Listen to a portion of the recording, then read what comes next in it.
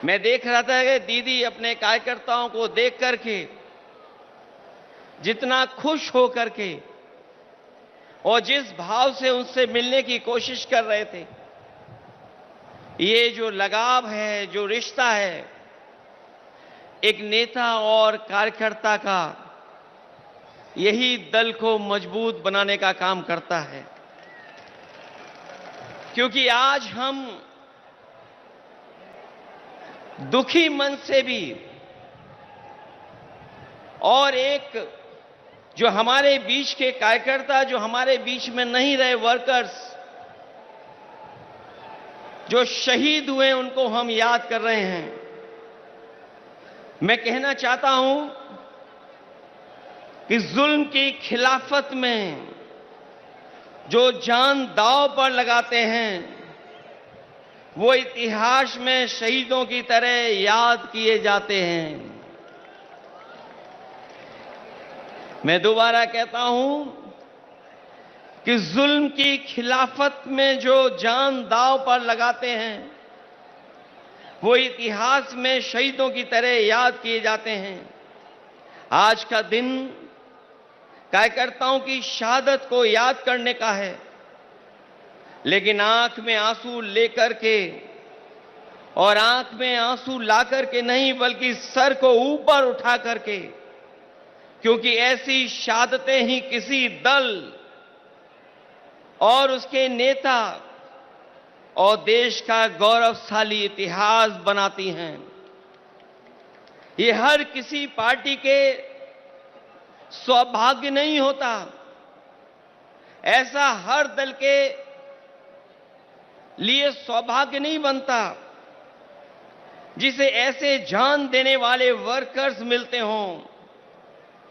मुझे इस बात की प्रसन्नता है कि आदरणीय दीदी के पास ऐसे वर्कर हैं जो अपनी जान भी दे देते हैं, लेकिन परवाह नहीं करते हैं।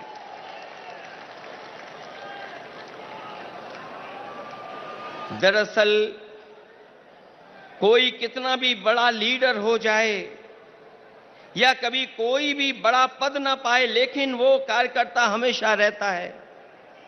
कार्यकर्ता सबसे छोटा नहीं, सबसे बड़ा होता है।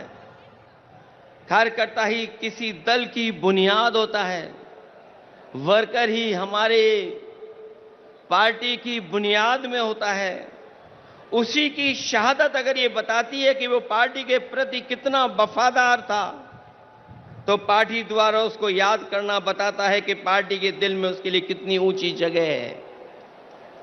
आज जो आप लोग इकट्ठे हैं या मैं आकर के आपके बीच में खड़ा हूं, वो याद दिला रहा है, बता रहा है कि दीदी के दिल में एक एक कार्यकर्ता का सम्मान कितना है। उसको आज भी दीदी याद कर रही हैं। जिस दल का सबसे बड़ा लीडर उस दल का सबसे बड़ा वर्कर होता है, उसका वर्तमान मजबूत होता है और भविष्य और भी ज्यादा मजबूत है। पिछले चुनाव में मुझे याद है, जब दीदी संघर्ष कर रही थी, आदरणीय ममता दीदी के लिए मैंने 2 लाइनें कही थी।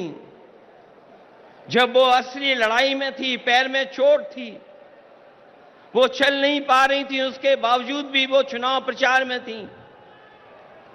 और उस समय हम लोगों ने देखा और यही कहा था कि एक अकेली लड़ जाएगी, जीतेगी और बढ़ जाएगी। जब दीदी को हम लोगों ने देखा था कि पैर में प्लास्टर बांध करके वो अपने कार्यकर्ताओं के लिए और सरकार बनाने के लिए आपसे आह्वान कर रही थी, उस समय जो वो लाइनें थीं, वो उस समय भी महत्व रखती थीं। और आज जब मैं इतने बड़े कार्यकर्ताओं के बीच में आया हूं, तो मैं उन लाइनों को दोबारा कहता हूं कि एक अकेले लड़ जाएगी, जीतेगी और बढ़ जाएगी।